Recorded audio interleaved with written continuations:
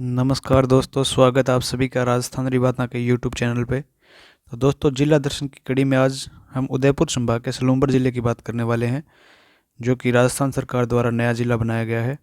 तो चलिए देखते हैं क्या है महत्वपूर्ण तथ्य सलूम्बर ज़िले के बारे में। तो सबसे पहले इसके ज़िला बनने की घोषणा देखते हैं। तो सलूम्बर ज़िले को ज़िला बनाने की घोषणा 17 मार्च 2023 को की गई थी, तत्कालीन मुख्यमंत्री अशोक गहलोत के द्वारा। मंत्रिमंडल द्वारा इस जिले को मंजूरी 4 अगस्त 2023 को मिली और इसकी अधिसूचना जारी की गई थी 6 अगस्त 2023 को। और इस जिले का स्थापना दिवस 7 अगस्त 2023 को, यानी कि राजस्थान के जो भी नए जिले बने हैं सभी, उनका स्थापना दिवस 7 अगस्त 2023 को ही माना जाएगा। और इस जिले के उद्घाटनकर्ता थे प्रताप सिंह खाचरियावास, जो कि तत्कालीन खाद्य एवं नागरिक आपूर्ति के मंत्री थे। इस जिले के प्रथम जिला कलेक्टर रहे प्रताप सिंह। प्रथम पुलिस अधीक्षक की बात करें तो अरशद अली थे। और इस जिले के उपनामों की बात की जाए तो चुंडावतों का ठिकाना और सोनार या सोनारा भील की नगरी इस जिले को जाना जाता है। सलूम्बर ये मेवाड़ जो रियासत थी प्राचीन काल में, उसका प्रथम श्रेणी का ठिकाना था। भीम सिंह चुंडावत ने जयपुर के नक्शे के आधार पर इस सलूम्बर क्षेत्र को बसाया था।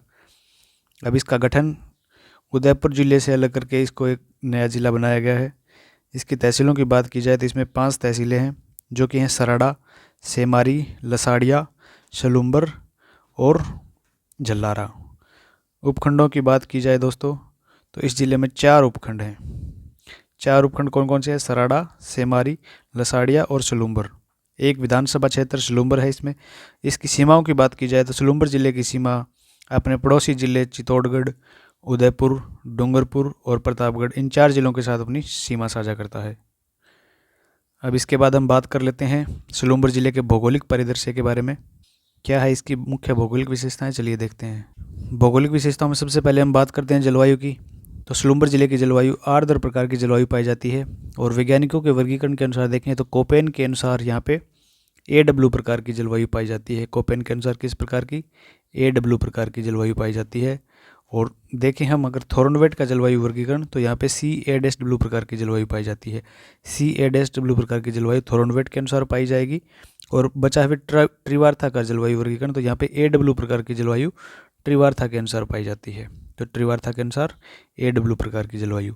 अब महत्वपूर्ण तथ्य ये पिछली कक्षा में भी हमने उदयपुर के समय पढ़ा था कि राजस्थान में जो अधिकांश जलवायु विषम प्रकार की जलवायु पाई जाती है, लेकिन उदयपुर और सलूम्बर ये 2 ऐसे जिले यहाँ पे सम प्रकार की जलवायु का प्रभाव है। और जलवायु की सर्वाधिक विषमता कौन से जिले में पाई जाती है? अपने जैसलमेर जिले में सर्वाधिक जलवायु विषमता पाई जाती है। इसके बाद हम आगे बात करते हैं मिट्टी की। तो सलूम्बर जिले में लाल मिट्टी का विस्तार अधिक है, यानी कि यहाँ पे लाल व काली और लाल लोमी मृदा पाई जाती है, जिनका वैज्ञानिक नाम क्या है? इनसेप्टी सॉइल। तो इनसेप्टी सॉइल या फिर लाल काली व लाल लोमी मृदा सलूम्बर जिले में पाई जाती है। फिर कृषि की दृष्टि से देखा जाए तो यहाँ पे मक्का, आम, अदरक का उत्पादन मुख्यतः होता है। यानी कि फसलों में यहाँ पे मक्का, फलों में आम और फिर अदरक, इन सब का उत्पादन सलूम्बर जिले में ज़्यादा होता है। नदियों की बात की जाए तो यहाँ पे साबरमती नदी, जाखम नदी और सोम नदी का बहाव क्षेत्र है। तो साबरमती, जाखम और सोम, इन नदियों का बहाव क्षेत्र कौन से जिले में है? सलूम्बर जिले में। चलिए देखते हैं साबरमती और इनका सब विस्तार से। तो सबसे पहले हम बात करते हैं जाखम नदी की। इस नदी का उद्गम प्रतापगढ़ जिले की छोटी सादड़ी तहसील में होता है। छोटी सादड़ी में भी कौन सी पहाड़ी से? भंवर माता पहाड़ी से। और उद्गम के पश्चात ये प्रतापगढ़ जिले में बहने के पश्चात सलूम्बर जिले में बहती हुई डूंगरपुर जिले के वेणेश्वर धाम में माही नदी में जाकर मिल जाती है। सोम माही जाखम का जो त्रिवेणी संगम होता है डूंगरपुर जिले में, वहाँ पे ये मिल जाती है। इस संगम पर माघ पूर्णिमा को आदिवासियों का सबसे बड़ा मेला लगता है। तो माघ पूर्णिमा को कौन सी? त्रिवेणी संगम में वेणेश्वर धाम डूंगरपुर में आदिवासियों का सबसे बड़ा मेला लगता है। सबसे प्रमुख मेला जो है आदिवासियों का वेणेश्वर धाम डूंगरपुर में त्रिवेणी संगम पे लगता है। फिर बात करते हैं सोम नदी की। तो सोम नदी का उद्गम उदयपुर जिले की बिछामेड़ा पहाड़ी से होता है। उद्गम के पश्चात ये सलूम्बर और डूंगरपुर जिलों के मध्य प्राकृतिक सीमा बनाने वाली नदी है। तो ये क्वेश्चन भी पूछा गया अभी कि सलूम्बर और डूंगरपुर जिलों के मध्य, पहले तो सलूम्बर नहीं था यहाँ पे, सलूम्बर का क्षेत्र तभी बना है। उदयपुर और डूंगरपुर जिलों के मध्य प्राकृतिक सीमा बनाने वाली नदी थी ये, लेकिन अब सलूम्बर और डूंगरपुर इन जिलों के मध्य प्राकृतिक सीमा बनाने वाली नदी कौन सी हो गई है? सोम नदी। और सलूम्बर शहर कौन सी नदी के किनारे स्थित है? तो ये सारनी नदी के किनारे शहर है। सलूम्बर शहर कौन सी नदी के किनारे बसा हुआ है? तो सारनी नदी के किनारे बसा हुआ शहर है। फिर हम बात करते हैं झीलों की। तो सलूम्बर में कृत्रिम या मीठे पानी की, जो जिसे मानव निर्मित झील भी कह सकते हो आप, सबसे बड़ी झील जैसमंद झील सलूम्बर जिले में लसाड़िया के पठार पर स्थित है। और जैसमंद झील का निर्माण किसके द्वारा करवाया गया? 1685 ईस्वी में महाराणा जयसिंह ने कौन सी नदी का पानी रोककर, गोमती नदी के पानी को रोककर इस झील का निर्माण करवाया था। इसका प्राचीन नाम क्या था? ढेबर झील इस झील का प्राचीन नाम था। इस झील को उपनाम है जलचरों की बस्ती, जलचरों की बस्ती और भील व मीणा जनजाति की शरणस्थली। इन उपनामों से इस झील को जाना जाता है। और सर्वाधिक जलीय जीव इस झील में निवास करते हैं, इसलिए इसे क्या कहते हैं? जलचरों की बस्ती। जलचरों की बस्ती इसीलिए कहते हैं क्योंकि सर्वाधिक जलीय जीव इस झील में निवास करते हैं। और इस झील पर 7 टापू हैं। इन टापुओं से क्वेश्चन पूछे जाते हैं अभी। सबसे बड़ा टापू कौन सा है? बाबा का बागड़ा। और सबसे छोटा टापू प्यारी। और इन टापुओं पर भील व मीणा जाति के लोग निवास करते हैं। इस झील में एक बाबा का मगरा नामक टापू स्थित है, जिस पर कौन सा रिजॉर्ट चलाया जा रहा है? आइसलैंड रिजॉर्ट होटल स्थित है, वो चलाया जा रहा है अभी। इस झील में सर्वाधिक जल का उपयोग सिंचाई हेतु किया जाता है, जिसके लिए 1950 में से 2 नहरें निकाली गई, श्यामपुरा और एक बाटखेड़ा, जो कि सिंचाई के लिए निकाली गई हैं। और सर्वाधिक उपयोग इस झील का सिंचाई के लिए किया जाता है। फिर आगे देखते हैं, राज्य में जैसमंद झील और राजसमंद झील का, यानी कि जैसमंद का भी किया जाता है और राजसमंद झील का भी उपयोग सर्वाधिक सिंचाई हेतु किया जाता है। फिर हम बात करते हैं सलूम्बर जिले में खनिजों की। तो यहाँ पे लोहा, संगमरमर, ग्रेनाइट पत्थर और घिया पत्थर के भंडार अधिक है। लोहे की बात की जाए तो राजस्थान में लोहे की प्रसिद्ध खान नाथरा की पाल कौन से जिले में है? सलूम्बर जिले में। तो इंपॉर्टेंट फैक्ट है, अंडरलाइन करके याद कर लेना इसको। सलूम्बर जिले में स्थित है और इस खान से मैग्नेटाइट किस्म का लोहा निकाला जाता है। लोहे की कौन सी किस्म निकाली जाती है? मैग्नेटाइट। फिर संगमरमर की बात की जाए तो गुलाबी संगमरमर बाबरमल स्थान है सराड़ा तहसील में, सलूम्बर का यहाँ का गुलाबी संगमरमर प्रसिद्ध है। ग्रेनाइट पत्थर की बात की जाए तो गुलाबी रंग का ही ग्रेनाइट बाबरमल सराड़ा तहसील का प्रसिद्ध है। फिर हम बात करते हैं ग्रेनाइट विश्व का सबसे महंगा पत्थर माना जाता है। ग्रेनाइट सिटी के उपनाम से कौन से जिले को जाना जाता है? अपने जालोर जिले को। फिर जावर माइंस, ये सलूम्बर जिले में स्थित है, जो कि सीसा दस्ता के लिए प्रसिद्ध है, लेकिन राणा लाखा के समय यहाँ पे चांदी की खान खोजी गई थी। तो ये भी फैक्ट ध्यान में रखना। जावर माइंस कौन से जिले में? अभी सलूम्बर जिले में। फिर अरावली पर्वतमाला का विस्तार, जो कि कटाफटा विच्छेदी विस्तार सलूम्बर जिले में है। यहाँ पे एक पठार स्थित है, लसाड़िया का पठार।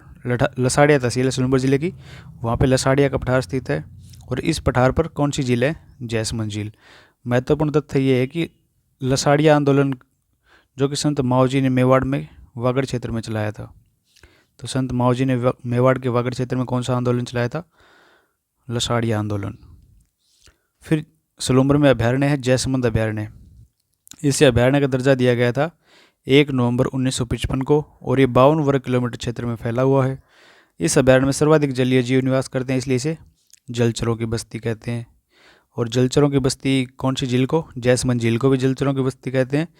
इस अभयारण्य का भी उपनाम क्या है? जलचरों की बस्ती। इस अभयारण्य का प्रमुख जीव क्या है? बगेरा। और इस अभयारण्य के अंदर एक महल स्थित है, रूठी रानी का महल, जो कि जयसिंह की रानी पेमल दे पंवार का महल है। पेमल दे पंवार का महल है रूठी रानी महल। ये पेमल दे हैं, जो कि रूठ कर इस महल में रहने आ गई थी। ये आपने पढ़ा होगा मेवाड़ का इतिहास पढ़ते समय। फिर इस महल को एक अन्य नाम से जाना जाता है, सलूम्बर का महल। सलूम्बर का महल भी और रूठी रानी का महल भी इसे कहते हैं। कौन से जिले में स्थित है? सलूम्बर जिले में। इसके बाद कला संस्कृति के तथ्यों की बात की जाए तो सलूम्बर जिले में है नर्मदेश्वर महादेव का मंदिर, जो कि जैसमंद झील के किनारे स्थित है। फिर ईडाण माता जी का मंदिर है, सलूम्बर जिले में स्थित है, जहाँ पे अग्नि देवी के रूप में माता की पूजा की जाती है, यानी कि अग्नि के रूप में माता की पूजा की जाती है ईडाण माता की। फिर यहाँ पे एक गोषण बाबू जी का मंदिर है, जो कि सराड़ा तहसील में स्थित है, जिसे कि इच्छापूर्ण बालाजी मंदिर के नाम से जाना जाता है। इच्छापूर्ण प्रसिद्ध इच्छापूर्ण मंदिर के रूप में इसे पूजा जाता है। फिर एक गोवर्धन मंदिर स्थित है, कहाँ पे? सलूम्बर में ही। फिर एक मंदिर है लाकड़ श्याम जी का मंदिर, सलूम्बर में स्थित सबसे प्राचीन मंदिर माना जाता है इसको। फिर हाड़ी रानी के महल स्थित है सलूम्बर में, जो कि रतन सिंह चुंडावत की पत्नी थी। इनका सही नाम क्या है? सैल कंवर। सैल कंवर को हाड़ी रानी के नाम से जाना जाता है और इनका महल स्थित है सलूम्बर में। इनको हाड़ी रानी क्यों कहा जाता है? क्योंकि ये बूंदी के जागीरदार संग्राम सिंह की पुत्री थी और बूंदी के इनको हाड़ा चौहान थे, इसीलिए इनको हाड़ी रानी के नाम से जाना जाता है। और ये क्यों फेमस हैं? तो सैल कंवर ने अपने पति को युद्ध में जाते समय उन्होंने रतन सिंह चुंडावत ने एक सेनानी मांगी थी, तो इन्होंने अपना सिर काट कर दे दिया ताकि ये अपने युद्ध क्षेत्र में या युद्ध करते समय अपने कर्तव्यों को न भूलें, डटकर दुश्मनों का सामना करें, इसलिए उन्होंने अपना सिर काट कर ही दे दिया। इसीलिए इनको हाड़ी रानी के नाम से जाना जाता है। फिर इन पर एक मेघराज मुकुल द्वारा लिखी गई पुस्तक फेमस है, सेनानी। सिर काट दिया छतरानी, ऐसी करके कुछ पंक्तियाँ इसमें। सेनानी के रचयिता कौन है? मेघराज मुकुल। और हाड़ी रानी की बावड़ी अगर पूछ लिया जाए आपसे तो टोडा रायसिंह नगर केकड़ी में स्थित है हाड़ी रानी की बावड़ी। और हाड़ी रानी का महल कहाँ पे है? सलूम्बर में। और ये एक इम्पोर्टेंट फैक्ट, सेनानी इसके रचयिता मेघराज मुकुल, काफ़ी बार पूछा जा चुका है, तो ये ध्यान में रखना आप। फिर सराड़ा जेल, जिसे मेवाड़ का काला पानी कहा जाता है, राजस्थान का काला पानी कहा जाता है, सलूम्बर जिले में स्थित है। ब्रिटिश कालीन ये जेल है। और भूरेलाल बयां को मेवाड़ प्रजामंडल के आंदोलन के समय भूरेलाल बयां को कैद कर कर इसी जेल में रखा गया था। सरड़ा जेल को राजस्थान का काला पानी कहा जाता है। फिर बारडोली, यहाँ पे महाराणा प्रताप की छतरी है जो कि 8 खंभों की है, सरड़ा तहसील में स्थित है बारडोली की छतरी। फिर उटाला का युद्ध 1600 ईस्वी में हुआ था, इसके लिए जाना जाता है सलूम्बर क्षेत्र,